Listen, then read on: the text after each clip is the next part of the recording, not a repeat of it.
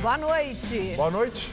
Explosão em navio plataforma da Petrobras deixa 3 mortos, 10 feridos e 6 desaparecidos. Cerca de 30 trabalhadores foram resgatados por helicóptero e barco no litoral do Espírito Santo. Em São Paulo, famílias entram na justiça para conseguir vagas para os filhos em creches municipais. Agentes da Guarda Civil e Sem Teto entram em confronto durante desocupação em Osasco, na Grande São Paulo. Estudantes enfrentam filas de até 4 horas para conseguir o passe livre de ônibus. Trote criativo, Faculdade Casper Libero faz recepção aos calouros com um programa de auditório.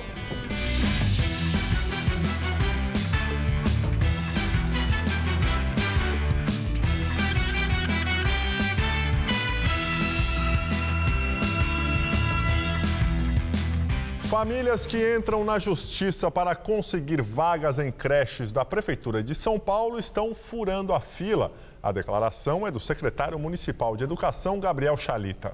Dados da secretaria apontam que enquanto 228 mil crianças foram matriculadas em creches em novembro do ano passado, outras 187 mil ficaram na lista de espera. Afinidade com a caneta, a pequena Gabriela já tem. Agora só falta conseguir uma vaga na creche do bairro. Há 2 anos ela está sob os cuidados da avó, que inscreveu a Gabriela na lista de espera da creche em março do ano passado. De lá para cá, Dona Maria viu a posição de espera por uma vaga passar de 37ª para a 7ª em janeiro deste ano. Só que as esperanças foram por água abaixo na semana passada, quando a menina havia voltado para o 13º lugar. Se eu não conseguir, ter que tirar de onde a gente não tem para pagar, né? Porque trabalhar com ela, eu vou mexer com comida, fica difícil, né? Cuidar, eu sou sozinha. Uma possível explicação para este retrocesso é a recolocação de crianças que ganham na justiça o direito à vaga, garantido pela Constituição de 1988. As liminares obrigam o município a cumprir imediatamente a lei. Para o secretário municipal de Educação, os casos individuais estariam prejudicando o andamento da lista de espera do município. Cada vez que você tem uma decisão judicial e que você fura essa fila, tudo bem, você atende uma criança, mas você deixa a outra desassistida, porque as escolas são as mesmas, as vagas são as mesmas, né? É ruim porque as crianças mais pobres é que vão ficar mais tempo para conseguir a vaga. Porque uma mãe que vai, né, atrás da justiça, assim, ela tem mais informação. E aquela outra mãe que não tem, ninguém cuidou do filho dela. O defensor público do Estado esclarece que as famílias que recorrem à justiça estão simplesmente buscando seus direitos de cidadãos. Eu não consigo responsabilizar os pais que exercem um legítimo exercício de cidadania, de procurar o Poder Judiciário para ver atendido o direito do seu filho de educação infantil, por eventual fila administrativa da Prefeitura, que decorre, repito, não do ingresso das ações judiciais por esses pais, mas sim da omissão da Prefeitura na criação de novas vagas em creche. Qualquer família com renda mensal de até 3 salários mínimos pode ter o auxílio da Defensoria Pública do Estado para entrar com a ação judicial. O atendimento é gratuito e nessa época do ano o órgão faz até 120 agendamentos por dia. Só no ano passado, 17.800 crianças conseguiram vagas em creches do município de São Paulo por determinação judicial. Há 2 anos, Suelen cansou de esperar que o filho Gustavo, na época com 4 meses, fosse chamado na creche. Ela procurou a defensoria e conta que mesmo estando em 10º lugar na espera, poucos dias depois, conseguiu a vaga. Naquela semana eu lembro que eu acompanhei pela listagem, ele estava em 29º. E quando eu cheguei na defensoria, que eles também puxam para verificar a listagem, já estava bem avançado. A Prefeitura alega falta de espaço para a construção de novas creches e estuda novo modelo de parceria com instituições privadas. A gente encontra, sim, dificuldades reais, né? Então, às vezes você tem uma região da cidade que você tem uma grande demanda de crianças que não têm creche e você não tem terreno para construir. Mas aí, de repente, você tem um supermercado lá nessa região que tem um estacionamento enorme e que pode usar um pedaço de estacionamento para construir a creche. Pronto, resolveu o problema. Final de fevereiro, nós vamos anunciar um plano que empresários estão doando creches também. E a construção é muito mais rápida, para que a gente possa atender essa demanda que está fora de creche. Policiais da Rota matam 3 suspeitos de roubo na região do Jabaquara, na zona sul de São Paulo. Segundo a PM, o trio estava armado e invadiu o supermercado na Vila Santa Catarina ontem à noite. O bando pegou um malote com dinheiro e desligou a câmera de segurança. Quando os policiais chegaram, houve troca de tiros. Os 3 suspeitos foram baleados e morreram no local. O dono do supermercado foi ferido no braço. O caso será investigado pelo DHPP. Agentes da Guarda Civil Metropolitana e Sem Teto entram em confronto durante desocupação de terreno em Osasco, na Grande São Paulo. Cerca de 3.000 pessoas invadiram o terreno a partir de dezembro do ano passado. Ele pertence ao Parque Ecológico do Jardim Bonança, na Avenida Juscelino Kubitschek de Oliveira. Por ser da Prefeitura, a GCM de Osasco ficou responsável pela remoção das famílias. A Polícia Militar apenas acompanhou a operação. Cerca de 50 moradores resistiram à remoção. No período da manhã, o grupo colocou fogo em pneus e madeira no meio da via e também tentou incendiar um ônibus. Logo após, as famílias e a GCM entraram em confronto. Isso aqui foi um tiro que eu tomei na testa, caí no chão, deram paulada depois que eu estava no chão, pisaram em cima de mim, certo? Tudo que é reclamado, usaram bala de borracha, usaram isso, usaram aquilo. Gente, é a nossa ferramenta de trabalho, como a tonfa, como o escudo, para que a gente consiga fazer uma ação e que não aconteça nenhum tipo de fatalidade. A Prefeitura de Osasco disse que a área é de preservação ambiental. Além disso, o local é considerado de risco, com perigo de deslizamento do solo devido à inclinação do terreno e que as famílias foram encaminhadas para abrigos ou albergues da cidade. O TCU, Tribunal de Contas da União, concluiu a votação sobre o bloqueio dos bens da ex-presidente da Petrobras, Graça Foster. Na sessão de hoje, por um placar de 5-3, o plenário livrou Graça Foster da medida. Porém, abriu caminho para o bloqueio dos bens dos outros 11 ex-gestores, entre eles o ex-presidente da Petrobras, José Sérgio Gabrielli, e os ex-diretores Paulo Roberto Costa, Renato Duque e Nestor Cerveró. Todos são citados como responsáveis pelo prejuízo de quase 800 milhões de dólares causado à empresa na compra da refinaria de Pasadena, no Texas, em 2006. O empresário Shinkonakan Dakar, investigado na Operação Lava Jato sob suspeita de intermediar o repasse de propina de empreiteiras em obras da Petrobras, fechou um acordo de delação premiada. É o 13º suspeito que decide colaborar com a investigação, revelando o que sabe em troca de uma pena menor. O empresário é suspeito de ter intermediado 57 milhões em propina. A participação de Shinko no esquema de desvios e subornos da Petrobras foi apontado por um alto executivo da Galvão Engenharia que disse ter pago 5 milhões de reais a ele. Os advogados da Galvão Engenharia defendem que a empresa foi vítima de extorsão de funcionários da Petrobras. Se a empresa não pagasse os valores pedidos, estava fora das obras da estatal. Polícia Federal apreende iate do empresário Ike Batista em Angra dos Reis. Apenas a embarcação é avaliada em 30 milhões de reais. Além do barco, a Polícia Federal apreendeu uma lancha e motos aquáticas do empresário. A ação foi determinada pela Justiça Federal. Na semana passada, Ike teve 6 carros e outros bens apreendidos pelos agentes da Polícia Federal na zona sul do Rio de Janeiro. Um dos bens apreendidos foi uma Lamborghini que Ike usava como objeto de decoração na sala de estar. Na quarta-feira passada, a Justiça bloqueou 3 bilhões de reais em bens de Ike Batista, dos filhos da mulher e da ex-mulher para garantir o pagamento de indenizações em caso de condenação por crimes contra o mercado financeiro. Para o presidente da Câmara dos Deputados, Eduardo Cunha, não há espaço para discutir o impeachment da presidente Dilma Rousseff. Eduardo Cunha disse que essa discussão não terá o seu apoio. Eu fui sempre muito claro com relação a esse assunto e vou continuar sendo. Eu não vejo espaço para isso, não concordo com esse tipo de discussão e não terá o meu apoiamento. O deputado é do PMDB, partido do vice-presidente da República, Michel Temer. Ele defendeu a legitimidade do governo Dilma e afirmou que dificuldades iniciais do mandato não podem justificar um pedido de impeachment.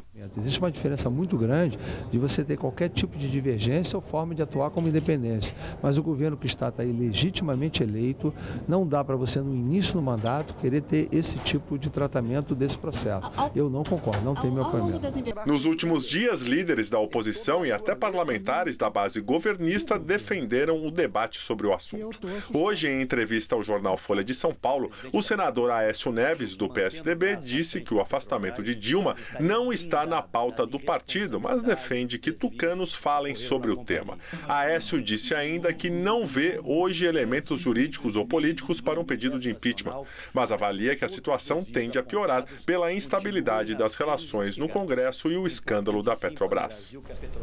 E agora vamos ao comentário de política com Bob Fernandes. Augusto Ribeiro de Mendonça Neto, dono da Toyo Setal Engenharia, é um dos delatores no escândalo da Petrobras. Augusto disse à Justiça que o Clube das Empreiteiras, que atuava na Petrobras, aspas, combinava licitações desde meados dos anos 90, fecha, ainda governo Fernando Henrique. Augusto explicou, as empresas, com o intuito de se protegerem, fizeram um acordo para não competirem entre elas. Segundo Augusto, o clube ganhou efetividade e se ampliou a partir de 2004, governo Lula, quando passaram a negociar com Paulo Roberto Costa e Renato Duque. Ou seja, o Clube das Empreiteiras seria primeiro se articulado como cartel, diz ele, que atuava na Petrobras. Na sequência, teria se tornado uma quadrilha. Que se investigue tudo. Quem roubou, que pague. Todos, para que esse não seja mais um escândalo que se torna farsa ou tragédia.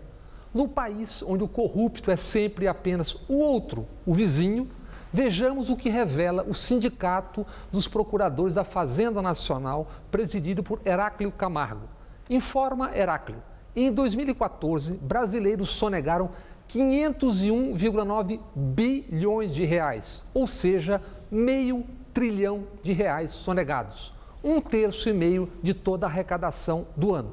O estudo do sindicato tem como base dados já consolidados. Heráclio diz, os ricos sonegam muito mais, é óbvio, mas é inegável que essa questão cultural perpassa a sociedade.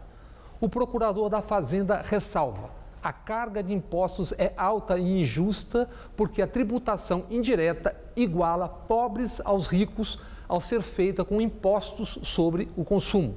Ainda a propósito da cultura da corrupção e suas variadíssimas formas, vamos a algo que se pratica país afora e no coração de São Paulo, a Avenida Paulista. Aqui, nas barbas das receitas estadual e federal, funcionam pelo menos 4 galerias com a venda escancarada de produtos piratas. Na Rua Augusta, outro símbolo. Ao lado de um cinema, camelôs vendem filme pirata em suas bancas. Isso na calçada exatamente em frente a uma sede da Receita Federal. Boa noite. Explosão em navio plataforma a serviço da Petrobras no Espírito Santo deixa 3 mortos, 10 feridos e 6 desaparecidos.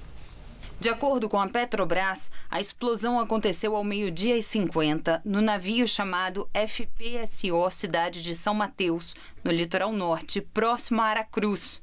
Segundo o Sindicato dos Petroleiros do Estado, um vazamento de gás na casa de bombas da embarcação provocou a explosão. A Agência Nacional do Petróleo confirmou a informação e também disse que não houve vazamento de óleo. O navio pertence à empresa BW Offshore e foi contratado pela Petrobras para prestar serviços nos campos de Camarupim e Camarupim Norte, a cerca de 120 quilômetros da costa. 74 pessoas estavam a bordo e a tripulação era terceirizada. 32 pessoas foram resgatadas por um barco de apoio. Segundo a Infraero, os feridos foram levados de helicóptero ao aeroporto de Vitória. De lá, seguiram em ambulâncias para hospitais da capital. A Petrobras informou por meio de nota que lamenta o acontecido e que a BW Offshore está prestando toda assistência aos seus funcionários e familiares. Já a Agência Nacional do Petróleo informou que enviou 2 equipes para investigar o acidente.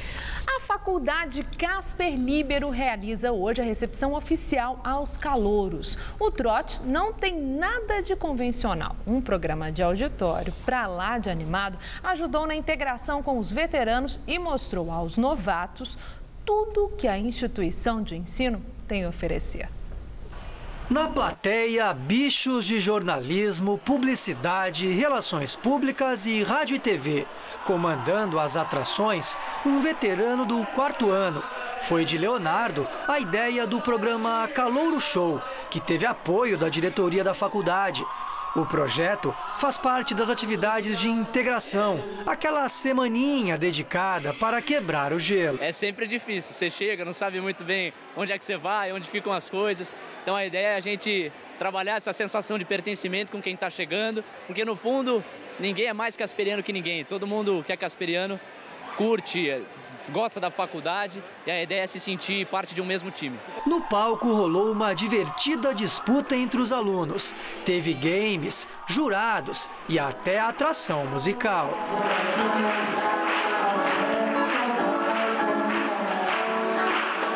Também foi momento para saber mais sobre atlética, o Juca Jogos de Comunicação, o Centro Acadêmico. O evento também procura passar uma mensagem importante. Trote violento aqui não tá com nada. As pessoas estão realmente curtindo estar aqui. Então não é aquela coisa imposta de cima para baixo, quadrada. Não é a simples troca do trote tradicional por uma proposta mais cultural, mais abrangente, né? É uma causa que está sendo encampada também pelos calouros. Eu acho que isso é o mais importante. A Casper Líbero é conhecida pelos vários laboratórios onde o estudante começa desde cedo em jornais, revistas, programas de rádio e também de televisão. Isso sem falar nas vagas de estágio na TV Gazeta. Por isso, nada mais apropriado do que um programa de auditório na TV para fazer este primeiro contato com o universo acadêmico. E olha que muita gente já começou brilhando na telinha. A julgar pelas imitações, talento é o que não vai faltar.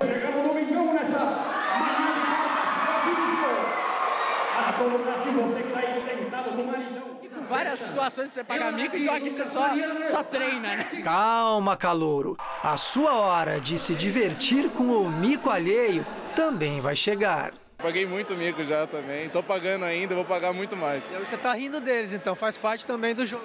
É, rindo deles, rindo com eles, porque eles também vão rir de mim alguma hora, então é assim que tem que funcionar mesmo. Eu achei muito legal, muito animado, todo mundo recebendo os calouros super bem. E é isso, dá vontade de ficar o dia todo aproveitando. As primeiras contas com multa para quem excedeu o consumo de água começaram a chegar esta semana. E os bairros que mais gastaram se concentram na Zona Oeste.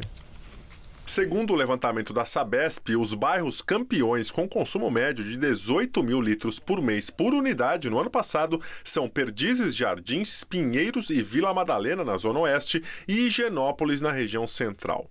O gasto nesses bairros é o dobro do registrado em áreas da periferia, como Grajaú, Campo Limpo e Americanópolis, na Zona Sul, e Guaianazes, na Zona Leste. Nestes locais, o consumo médio variou em média de 10,17 mil litros a 10,88 mil litros por mês em 2014. Mesmo assim, segundo a Sabesp, a maior parte da população está economizando água. No mês passado, 68% dos clientes da empresa reduziram o consumo. E uma boa notícia, o nível do sistema Cantareira subiu pela 8ª vez em fevereiro. Essa sequência é a melhor desde o início da crise em janeiro do ano passado. Entre ontem e hoje, as represas do Manancial subiram 0,3 ponto percentual e estão com 6,4% de sua capacidade. Desde o início de fevereiro, o nível do sistema ganhou 1,2 ponto percentual. Outros sistemas também subiram seu nível de água armazenada nesta quarta-feira. O Alto Tietê passou de 12,7% para 12,9%. O Guarapiranga subiu de 54,2% para 55%. O governador de São Paulo, Geraldo Alckmin, afirmou hoje que o quarto volume morto do sistema Cantareira tem cerca de 40 bilhões de litros de água e que parte dele poderá ser utilizado sem necessidade de obras de engenharia. O governador afirmou também que a dessalinização da água do mar é uma hipótese estudada pela Sabesp para enfrentar a falta de água. Se nós estivéssemos em beira-mar, né, em Santos, Rio de Janeiro, Salvador, seria bastante factível. O problema a 700 metros de altura é o custo, que você vai ter que dessalinizar e transportar para São Paulo. Na estação de Piracaia, que é de Cachoeira, se verificou que abaixo do chamado zero, você ainda tem uma reserva de água que poderá ser utilizada. Ela poderia ter aí algo em torno de 40 milhões de metros cúbicos. Se você imaginar 1 bilhão, a capacidade total do Cantareira, nós estamos falando aí em torno de 4%, mais ou menos. Em São Paulo, a quarta-feira foi de um calorão de mais de 30 graus em praticamente todas as cidades. A chuva veio só a partir da tarde, de forma bem isolada, como que tem acontecido quase todos os dias. Para amanhã não teremos muitas mudanças por aqui. As condições típicas de verão vão continuar. Vamos ver em detalhes a previsão para quinta-feira no Brasil e no estado de São Paulo com Mariana Armentano.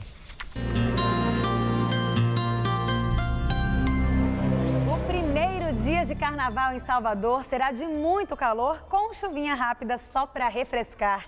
O sol vai predominar e se chover será de forma bem passageira, desde o centro-oeste fluminense, pegando também o Espírito Santo, boa parte de Minas, de Goiás, interior do Nordeste, até o interior do Piauí.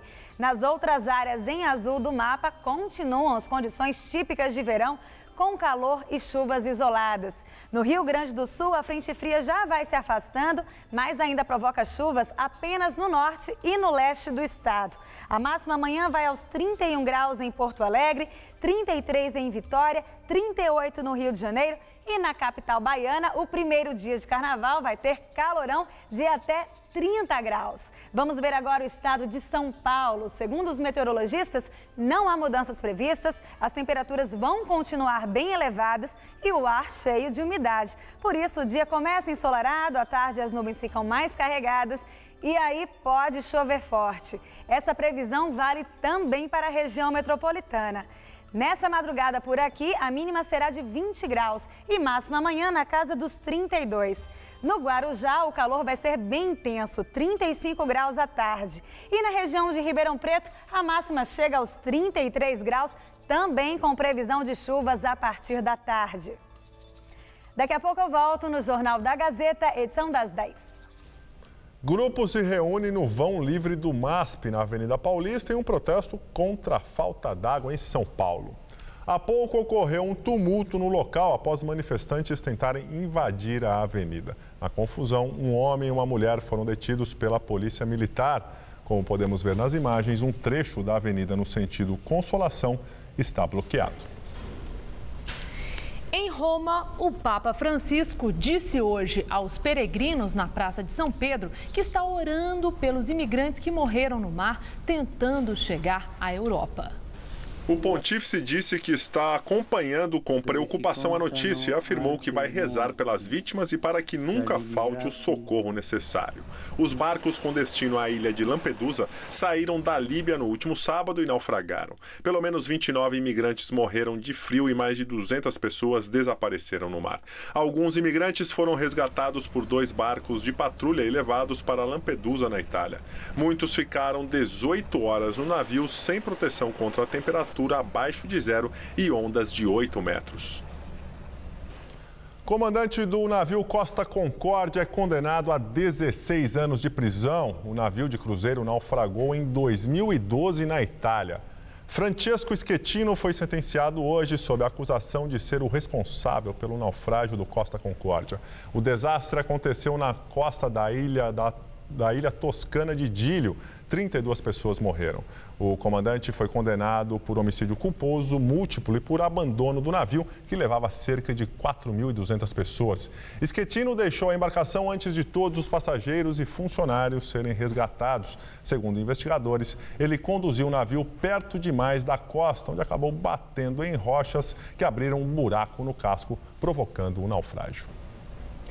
Aqui no Brasil é cada vez mais comum os adereços e fantasias do carnaval paulistano serem usados por escolas e blocos de outras cidades. O curioso é que esse material de segunda mão virou a atração de um parque de educação infantil numa cidade aqui próxima da capital paulista.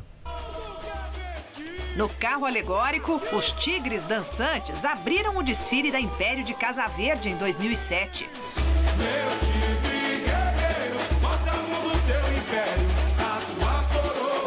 Um pouco menos articulado, um deles agora é atração em um parque infantil em Caieiras, na Grande São Paulo. Logo na entrada do lugar, outra escultura que já brilhou no Sambódromo. O tucano de quase 10 metros de asa e meia tonelada foi a primeira aquisição e também a que deu mais trabalho para trazer. Começamos, a andar na Marginal. Quando chegamos na ponte da Casa Verde, o tucano não passava embaixo da ponte.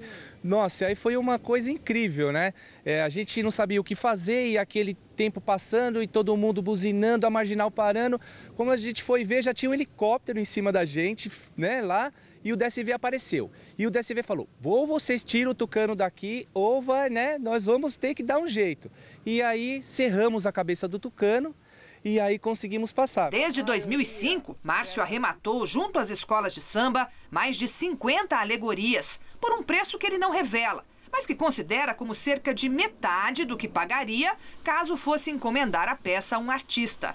Dos desfiles do carnaval, as esculturas agora ajudam os monitores do parque a falar sobre o meio ambiente.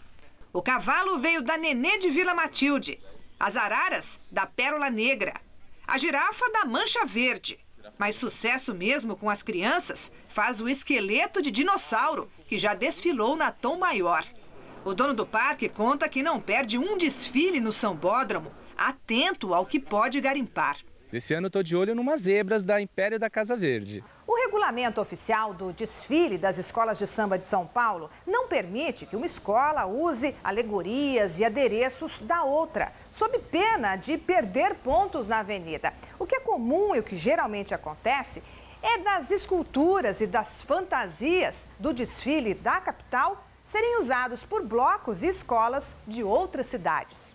Antes mesmo de o carnaval começar, a camisa verde e branco já negociou a venda de parte das fantasias de uma das alas para depois do desfile. Um bloco de Iguape, no interior, pagou R$ 100 pelo conjunto, que inclui saia, peitoral e o chapéu. Mais caro que os R$ 70 pagos pelo folião paulistano, que vai estrear a fantasia. Se for ver no Rio, um exemplo, ver o especial aqui, a fantasia mais barata é 300, 400 reais, tem fantasia de 500. Fantasia de 600. É carnaval, É só alegria. Lucro do Banco do Brasil em 2014 atinge 11 bilhões 246 milhões de reais, queda de 28,6% na comparação com o ano anterior. Em 2013, o resultado do maior banco público brasileiro foi inflado pela venda de ações da BB Seguridade. O balanço é o último assinado pelo ex-presidente da instituição, Aldemir Bendini, que agora comanda a Petrobras. No lugar de Bendini, assumiu Alexandre Abreu. E agora vamos ao comentário de economia com Vinícius Torres Freire. O dólar negociado no mercado financeiro foi hoje a R$ 2,87. Para os turistas, já custa mais de R$ 3.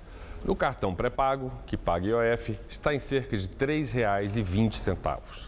Desde o início de fevereiro, o dólar deu outra corrida e, como de costume com o câmbio, a gente não sabe onde a coisa vai parar no curto prazo. Mas a tendência, entre subidas e descidas, é de o dólar continuar a subir pelos próximos 2 anos, pelo menos. No curtíssimo prazo, o real pode sofrer picos de desvalorização forte daqui até depois de passado o meio do ano. Entre outros problemas que afetam o preço da moeda americana, os juros podem subir nos Estados Unidos lá por junho e julho. Em tese, juros mais altos lá fora tiram dólares daqui do Brasil e de outros países emergentes em especial. Assim, o dólar sobe, o real se desvaloriza. É sempre difícil de explicar porque a taxa de câmbio muda no curto prazo. Mas a gente tem algumas pistas. O dólar começou a subir desde o final de janeiro. Foi então que a gente descobriu que o rombo nas contas do governo era ainda maior do que a gente imaginava. Assim, ficou a impressão de que vai ser mais difícil e custoso arrumar a casa. Logo, o futuro da economia e do crescimento ficaram mais incertos. Então, muita gente tira dinheiro do país. O dólar sobe. Além do mais, os juros americanos deram uma subidinha nesse período também. Para ficar no efeito mais prosaico da alta do dólar no dia a dia, quem vai fazer compras no exterior ou viajar, o que deve fazer? Melhor ficar no Brasil. Se não der, a dica é comprar dólares aos poucos, em parcelas, até a data da viagem, de modo a tentar aproveitar altas e baixas da moeda fazendo um preço médio. Uma alternativa para quem vai comprar mais dólar é fazer um contrato de compra futura da moeda, fixando um preço máximo que vai pagar. Dá para fazer isso no banco, embora agora o preço futuro do dólar também esteja alto demais, mas pode ficar ainda pior. No dia a dia, dólar mais caro vai também encarecer muito produto que é vendido aqui e lá fora, de comida a eletrônicos. Vai ter um cadinho mais de inflação. No longo prazo, dólar mais caro ajuda a indústria a se recuperar e o país a crescer um pouco mais, tudo mais constante. No curto prazo, o do ajuste, no entanto, o remédio é amargo. Boa noite. E como o Vinícius antecipou agora, o dólar voltou a fechar em forte alta. Hoje a moeda norte-americana subiu 1,33% frente ao real, cotada a R$ 2,87. Este é o maior valor desde 25 de outubro de 2004, segundo dados do Banco Central. A alta foi puxada novamente por incertezas sobre o futuro da Grécia na zona do euro e as preocupações sobre uma piora do cenário macroeconômico doméstico. Estudantes de São Paulo enfrentam problemas para ter acesso ao passe livre. Além da demora nos postos da SP Trans, muitos não conseguem nem a informação se têm direito ao benefício, que começou a valer dia 2 de fevereiro. No posto da SP Trans, que fica no terminal da Lapa, a fila nem estava tão longa, mas a espera... Está há quanto tempo na fila, Nathalie? Umas 3 horas. É o primeiro dia? Não, é o segundo dia. Da última vez eu fiquei 6 horas. A estudante do ensino médio tenta fazer o bilhete único com tarifa zero, que passou a valer desde o início do mês. Há exatamente uma semana, o Jornal da Gazeta mostrou a dificuldade que pais e estudantes têm enfrentado para conseguir o benefício. O meu problema é revalidar o bilhete, né? Estudante da minha filha. E aí eu não estou conseguindo imprimir o boleto, né? Então eles falam para a gente vir num lugar mais próximo e eu estou vindo aqui. O problema está no site. Está no site. O Passe Livre garante gratuidade no transporte público para alunos do ensino fundamental e médio da rede pública, além de universitários, tanto da rede pública como da rede privada, desde que sejam beneficiários do ProUni, FIES, Bolsa Universitária ou cotas sociais. Estudantes cuja família tem renda per capita de até R$ 1.182 por mês também podem solicitar a gratuidade. Priscila é bolsista de um curso técnico e não consegue se informar se tem direito ao benefício. 2 semanas que eu estou tentando verificar aqui no posto qualquer tipo de informação referente ao meu cartão. Ou que eu pago meia ou se eu posso obter a gratuidade. Só que essas 2 semanas, toda vez que eu venho, a fila está maior do que essa que está aqui hoje. Eu vou até ficar na fila hoje, né? Porque das outras vezes eu desisti. Os problemas para quem precisa tirar o bilhete único com tarifa zero afetam também quem usa o bilhete único convencional. Quem precisa de qualquer tipo de atendimento aqui no posto da SP Trans vai ter que enfrentar a mesma fila. Por causa do reajuste da tarifa de R$ 3,00 para R$ 3,50, a manicure resolveu fazer um bilhete para não pagar a integração. Mas há dias chega na fila e desiste. Vamos continuar pagando R$ 3,50 e R$ 3,50. E o problema da senhora não tem nada a ver com o passe livre? Não, eu só queria comprar o bilhete único para mim, pelo menos ter a integração, que já valeria um pouco a pena, né? Eu não consigo pegar, mesmo chegando aqui 5 horas da manhã, ainda não consegui pegar o meu cartão. Chega 10, 15 para as 8, eu sou obrigada a abandonar porque eu entro 8 horas do trabalho. Depois de quase 5 horas na fila, Nathalie, qual foi o resultado da espera? Nada. Sem bilhete, fila perdida, horário perdido. Falaram para mim voltar daqui um mês.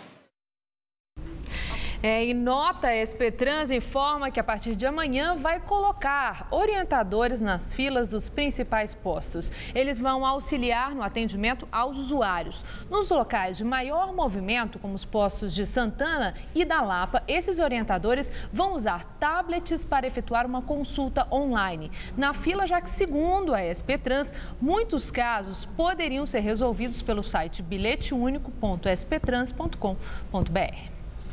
E agora vamos às notícias do esporte com Gabriel Cruz e Celso Cardoso. Corinthians entra em campo daqui a pouco para confirmar a vaga na fase de grupos da Libertadores. E a vantagem corintiana nesse confronto é gigantesca, né, Celso? Pois é, Gabriel. Joga logo mais 10 da noite em Manizales, na Colômbia, vencendo por 4-0, que, convenhamos, é um placar muito difícil de ser revertido. Ainda mais esse Corinthians do técnico Tite compactado e forte na defesa. A propósito, o treinador falou sobre o jogo desta noite em entrevista coletiva. Está definido o Wendel. Eu tenho dúvidas na frente porque o Luciano tem sido adaptado a essa função. E o Danilo é um outro jogador que pode trabalhar nessa função.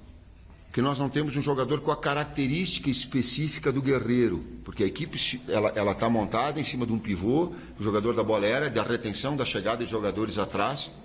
Por isso que eu estou na dúvida entre um ou outro jogador. O Corinthians tem uma ideia, eu coloquei como um desafio para os atletas. Se vocês pegarem todas as equipes do mundo, elas nunca têm o mesmo desempenho dentro ou fora de casa. E nunca vai acontecer. Mas por quê? Bom, vai pedir para um psicólogo, isso daí não vai afetar para mim, mas não tem a naturalidade dos fatos. Mas quanto essa diferença menor for, tanto mais maturidade a equipe vai ter. Então ela vai ser madura se ela conseguir jogar fora de casa, muito parecido, não igual, do que jogar em casa. Eu coloquei contra o Palmeiras, eu digo, se a gente ficar... E o primeiro tempo ele teve esse componente, não teve só depois do lance da expulsão, ele retraiu um pouco demais. Mas vai jogar. Vai triangular, vai infiltrar igual. Isso nos dá maturidade. É isso que eu busco. Celso, parece que esse um ano que o Tite ficou se preparando, ele se preparou para valer, né? Ele parece um pouco mais evoluído que o restante dos colegas dele, né? Sem dúvida, Gabriel. É uma discussão que veio à tona, aflorou ainda mais depois do 7-1 da Alemanha. Muito se falou da falta de reciclagem dos treinadores brasileiros e o Tite comprova que fez isso. É um Tite diferente e você vê já a importância do treinador e a mudança que ele faz no padrão tático com pouco tempo de trabalho. Apenas um mês. Quer dizer, é um Corinthians muito diferente, muito mais agressivo. O Corinthians já pode, rapidamente, já pode pensar na quarta-feira que vem no jogo contra o São Paulo, né? Já pode se preparar no Carnaval, porque quarta-feira de cinzas tem clássico na Arena Itaquera. Mais Libertadores, o Huracan empatou com a Alianza Lima em 0-0 e garantiu a classificação para a fase de grupos. No primeiro jogo, a equipe argentina havia vencido os peruanos em Lima por 4-0. Quem também se deu bem foi o Strongest. A equipe boliviana ganhou do Monarcas Morelia do México por 2-0 e também está garantida na próxima fase. Veja os gols. Depois do empate por 1-1 no jogo de ida no México, o Strongest da Bolívia garantiu vaga na fase de grupos da Libertadores com a vitória sobre o Morelia por 2-0. Pablo Escobar marcou os 2 gols no finalzinho do segundo tempo. Agora o time boliviano irá integrar o grupo 4 e terá como adversários o Emelec do Equador, a Universidade de Chile e o Internacional de Porto Alegre. E a bola rola hoje também pelo Campeonato Paulista e tem clássico na rodada. Santos e São Paulo se enfrentam às 10 da noite na Vila Belmiro. Um pouco mais cedo, 8h30, o Palmeiras recebe o Rio Claro no Allianz Parque. Ontem o São Bernardo venceu o Penapolense fora de casa por 1-0 e o meu querido Mojimirim segue invicto no Paulistão ao empatar com o Capivariano fora de casa. Veja os gols. O Capivariano enfrentou o Mojimirim, que saiu na frente com um Magrão logo aos 6 minutos de partida. No segundo tempo, Fernando Lombardi fez o dele e deixou tudo igual. O Sapão retomou a vantagem no placar novamente com o Magrão aos 25, mas nem deu tempo para comemorar. Samuel Souza usou a cabeça e definiu o marcador em Capivari. Final 2-2. Que orgulho desse Sapão da Mogiana. Valeu, torcedor do Mojimirim. Boa noite, até amanhã. Tchau, tchau. Estela, com você? E voltamos a falar sobre o protesto contra a falta d'água em São Paulo. Os manifestantes continuam no vão livre do MASP aqui na Avenida Paulista. Os motoristas devem ficar atentos a uma faixa da via que está bloqueada. Há pouco teve um tumulto no local após os manifestantes invadirem a avenida. Um homem e uma mulher foram detidos pela polícia militar. A seguir, uma entrevista com o presidente da Fiesp, Paulo Scaff. E acidente na Coreia do Sul. Engavetamento envolvendo cerca de 100 veículos deixa pelo menos 2 mortos e dezenas de feridos. A falta de cálcio no organismo é a principal causa para o aparecimento da osteoporose. Por isso, a partir dos 40 anos, é recomendado que toda mulher já faça a reposição de cálcio. E para isso, você tem Calcitran, um potente repositor de cálcio que repõe as necessidades diárias de cálcio e vitamina D. Calcitran é o cálcio mais vendido no Brasil, devido à sua eficácia no combate e prevenção da osteoporose. Não troque Calcitran por qualquer outro cálcio. Se você quer estudar jornalismo, relações públicas, publicidade e propaganda ou rádio, TV e internet, a Faculdade Casper Liber é o seu lugar. Quer conhecer? Eu te levo! Aqui a gente aprende na sala de aula e também em laboratórios de rádio, fotografia, edição de imagens e estúdios de TV. Você também pode colaborar em revistas, sites, programas de TV e rádio laboratoriais. E tem oportunidade de estágio dentro da Fundação Casper Liber. São mais de 60 anos de tradição numa localização incrível. Faculdade Casper Libero, formando os melhores profissionais da comunicação. Quer saber mais? Acesse nosso site. A falta de cálcio no organismo é a principal causa para o aparecimento da osteoporose. Por isso, a partir dos 40 anos, é recomendado que toda mulher já faça a reposição de cálcio. E para isso, você tem Calcitran, um potente repositor de cálcio que repõe as necessidades diárias de cálcio e vitamina D. Calcitran é o cálcio mais vendido no Brasil, devido à sua eficácia no combate e prevenção da osteoporose. Não troque Calcitran por qualquer outro cálcio. De gota em gota, São Paulo economiza. Bom, o que me levou a tomar essa atitude de construir uma cisterna com captação de água da chuva foi quando eu vi a história de que não esqueçam de molhar as plantas. Vai dizer isso para um botânico, eu quase morri. Então, tive essa ideia, que eu recomendo, inclusive, fazer uma cisterna com captação de água da chuva. Porque hoje não serve só para molhar as plantas, mas para uma porção de coisa lá em casa. O Rony está fazendo a parte dele. Vamos economizar juntos? Então vamos.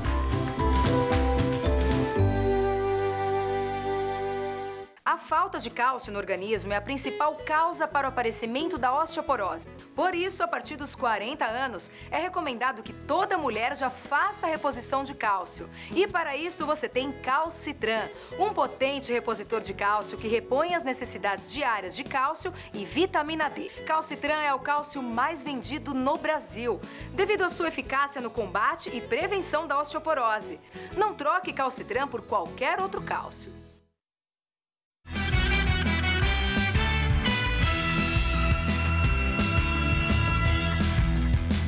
Vendas do comércio varejista em 2014 tiveram alta de 2,2% em relação a 2013, segundo o IBGE. Apesar da variação positiva, este foi o pior desempenho dos últimos 11 anos. Na comparação entre novembro e dezembro, o varejo apresentou a maior queda de vendas desde o início da série histórica em fevereiro de 2000.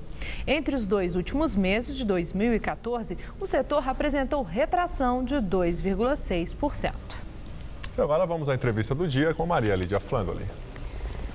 A indústria brasileira entrou em 2015 muito fragilizada. Para falar sobre o impacto das medidas do chamado ajuste que pretende colocar a economia no rumo certo, recebemos hoje Paulo Scaff, presidente da Fiesp, a Federação das Indústrias do Estado de São Paulo, e também presidente do CIESP, que é o Centro das Indústrias de São Paulo. Muito obrigada por estar conosco mais uma vez, Paulo Scaff. O governo teria outro caminho a seguir para colocar a economia e garantir um futuro mais promissor? Bom, muito obrigado pela oportunidade, pelo convite. Boa noite a todos. quando você fala em ajuste fiscal, tem dois caminhos. Ou você aumenta a receita ou você reduz a despesa. Aumentar a receita quando a economia não cresce, como é o caso agora, só tem uma forma, através de aumento de tributos, aumento de impostos. E a sociedade não aceita mais aumento de impostos. Ninguém quer pagar mais imposto. Já se paga muito imposto no Brasil. Então, o governo, quando for, vamos dizer, para que faça o ajuste fiscal, tem que trabalhar na redução das despesas e não no aumento dos impostos, porque a sociedade não vai aceitar aumento de impostos. Isso é fundamental. E no caso da indústria, Maria Lídia, nós já pagamos 1/3 dos impostos que se arrecada no país. A indústria representa 13% do PIB, do Produto Interno Bruto, e paga 1/3 de tudo que se arrecada. Não dá para pagar mais imposto. Agora, Scaf, quando você diz, né, da redução de despesas, há despesas e despesas. Essa da restrição de benefícios trabalhistas e previdenciários é redução de despesa, mas está havendo aí uma reação muito forte, não só dos trabalhadores, das lideranças, mas também do cidadão, que está olhando para a sua velhice e se sentindo perdedor. Na verdade, o que precisa é acabar com os desperdícios, acabar com a má gestão. A gestão pública no Brasil é muito ruim, não há governança, não há controles. Quando não há controles, você desperdiça, há corrupção por falta de controles. Então, o que há necessidade é realmente melhorar a qualidade da gestão pública. Dessa forma, você tem controles, você vai ter melhor produtividade, com menos você vai fazer mais, você não vai permitir a corrupção e o resultado para a sociedade vai ser de um serviço público de melhor qualidade, porque além da alta carga tributária, além dos impostos altíssimos, a qualidade dos serviços públicos no Brasil é péssima. Veja, nós estamos no estado de São Paulo, um estado rico, a segurança é péssima, o serviço de saúde é péssimo, a qualidade das escolas públicas do estado são ruins, o transporte público é péssimo. Então, lamentavelmente, além da falta de obras que nos levam a essa situação de risco de falta de água, de falta de energia. Então, é lamentável. O povo está cansado de pagar imposto e não vê retorno, não vê qualidade nos serviços, não vê respeito ao cidadão. Agora, voltando para essa questão do ajuste, Scaf, eu gostaria muito de ouvir você. Primeiro, você é um empreendedor bem-sucedido, é uma liderança de um setor importantíssimo na vida do país, que é o setor da produção, e reflete muito o pensamento, né, dos seus pares, dos empresários brasileiros, os grandes empresários. Há um consenso que o ajuste era necessário.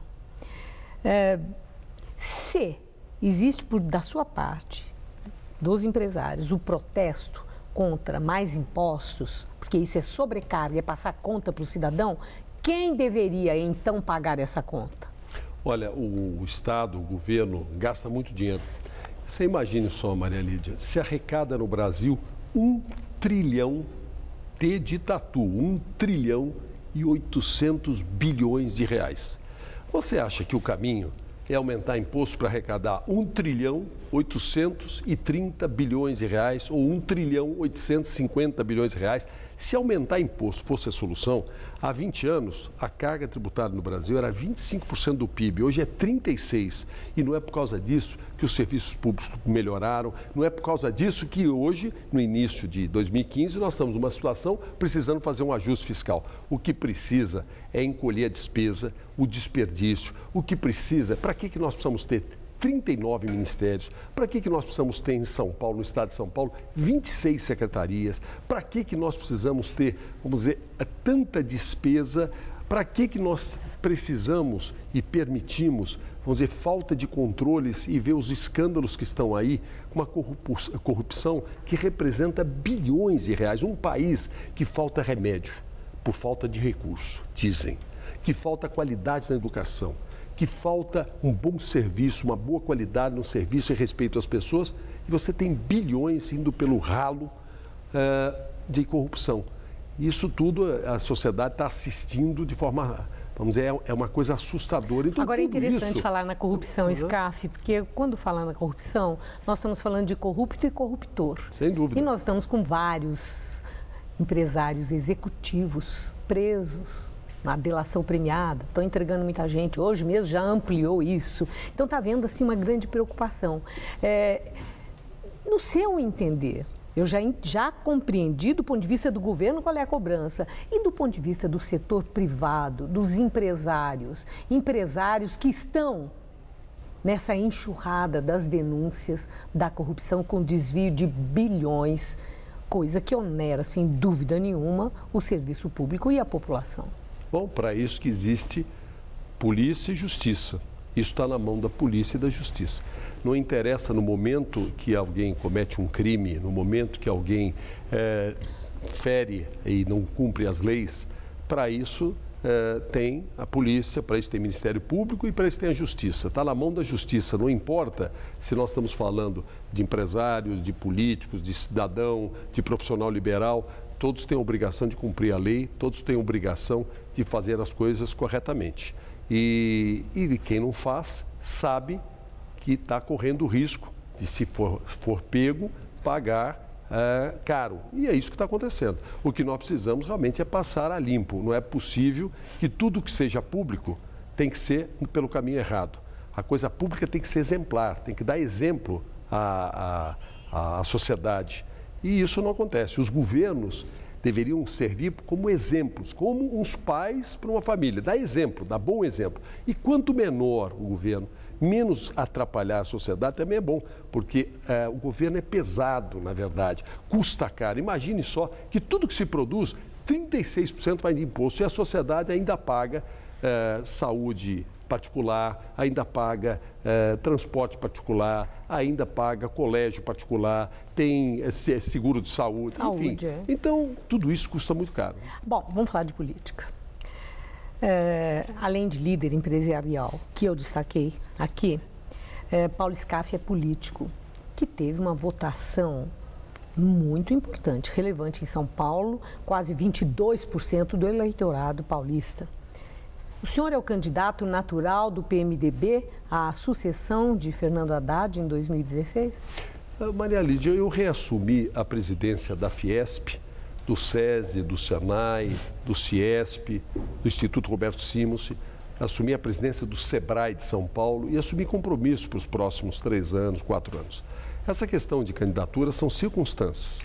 Quer dizer, na realidade, eu tenho que agradecer muito e agradeço muito a essas quase 5 milhões de pessoas que depositaram seu voto, depositaram sua confiança em mim no plano na eleição passada, que saí como candidato a governador de São Paulo. Eu só tenho a agradecer esse voto de confiança. Não foi possível nós vencermos para transformar São Paulo, voltei às minhas obrigações e estou muito feliz. A gente trabalha pelo emprego, pelo desenvolvimento, pela tecnologia, a gente trabalha pela educação, pela formação profissional, pelo empreendedorismo, mas através não respondeu. do SEBRAE. É um candidato natural no PMDB, considerando o seu lastro de votos? Eu, sinceramente, eu não estou pensando nesse momento em eleições. Eu acho que as eleições estão mais para frente. Não muito, hein? Esse ano é pré-eleitoral. Ainda tem muito tempo para isso. Para pensar nisso, ainda tem muito tempo. Eu tenho tantas outras coisas que são prioritárias agora.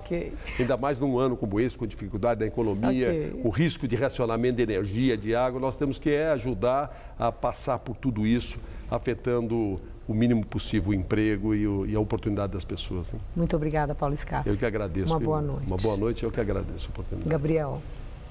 Foi aprovado agora há pouco na Assembleia Legislativa de São Paulo a votação do projeto de lei de autoria do governador Geraldo Alckmin, que prevê gratuidade no transporte público metropolitano para os estudantes. A repórter Fernanda Azevedo tem os detalhes. Fernanda? Gabriel, é isso mesmo, a votação foi bem rápida, por unanimidade. Os deputados estaduais aprovaram o projeto de lei que concede gratuidade nos transportes metropolitanos a estudantes de escolas públicas, de ensino médio e fundamental, e também estudantes do ensino universitário de escolas públicas e de escolas privadas, sendo cotistas ou bolsistas dos programas do governo.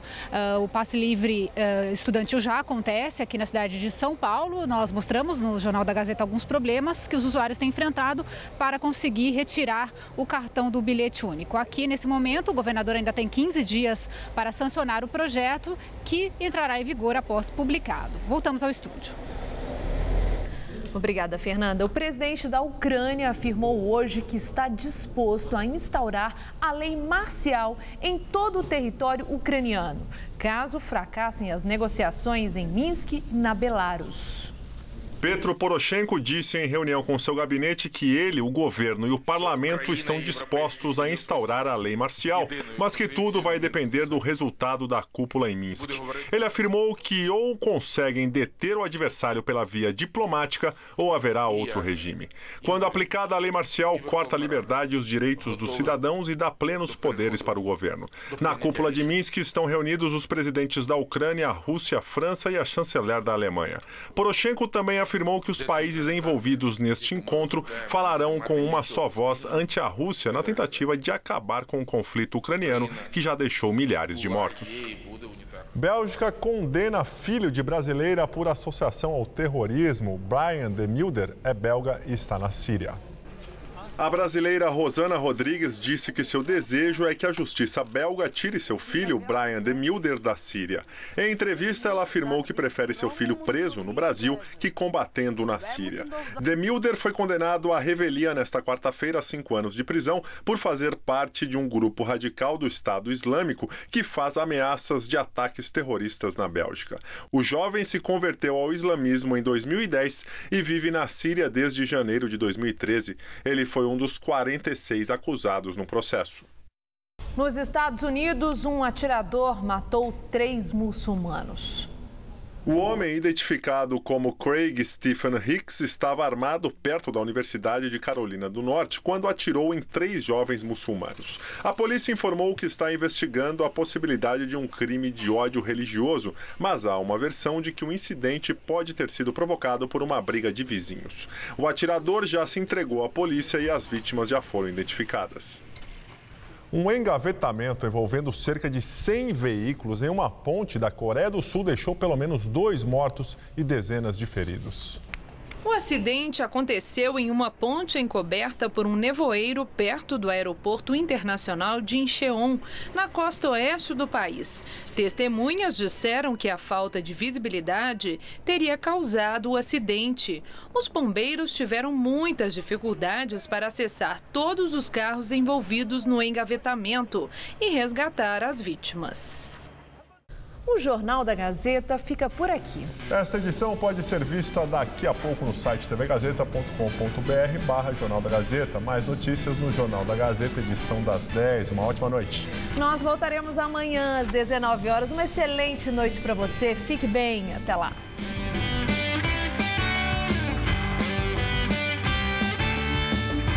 Confira uma homenagem à cantora Whitney Houston no Todo Seu.